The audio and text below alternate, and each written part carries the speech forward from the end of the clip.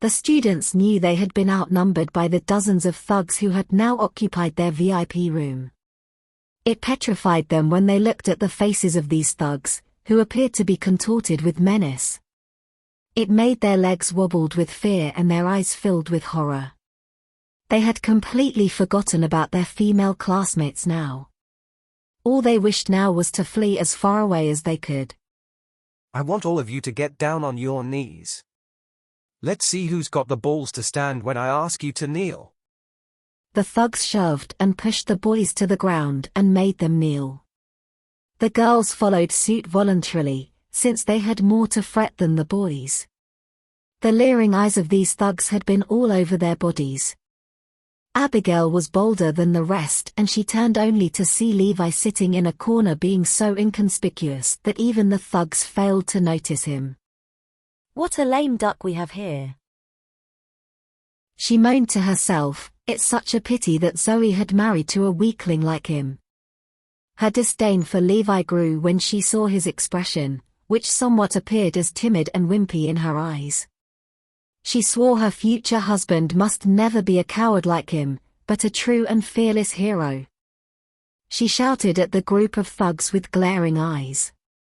I'm warning you, get out of here and leave us alone, or I'll call the police. Go ahead, my little darling. Do you think we'd let you go? One of the thugs stepped forward and stretched out his hand, trying to touch Abigail's face. Slap! Abigail slapped him in the face, and her action sent the rest of the thugs into a state of shock. Never would they have expected her to have the guts to lay her hand on them. Who's the one that have the guts to hit my man? Following that, a few guys stormed into the room. The leader of the group was a man with a big pot belly and tattoos all over his body. Be Beck. Yannick knew that Beck was one of the gang leaders of the underground society. He was known for his fearlessness and brutality. Many had seen him cut up dozens of men single-handedly by himself. Many of the young thugs worshipped him as their idol. This way please, Trey. It astounded everyone when they saw another person stepped into the room. It seemed like Beck was just the chaperone today to someone who was an even a bigger shot than Beck himself. A group of thugs escorted the man into the room. He was cradling two shiny walnuts in his hands. A prominent scar ran diagonally across his face which resembled the teeth of a shark. Trey is here as well. Yannick was so frightened he almost pissed himself in the pants. As compared to Beck, Yannick knew better than his classmates that Trey was the real daddy of the underground world. He had over 200 men at his disposal. Look at these girls, Trey.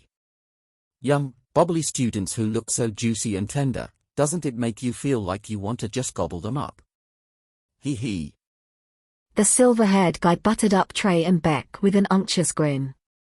There was an aura of pure lust reflected in the repugnant eyes of Trey and Beck. Beck cast a few glances at Abigail and suggested to Trey.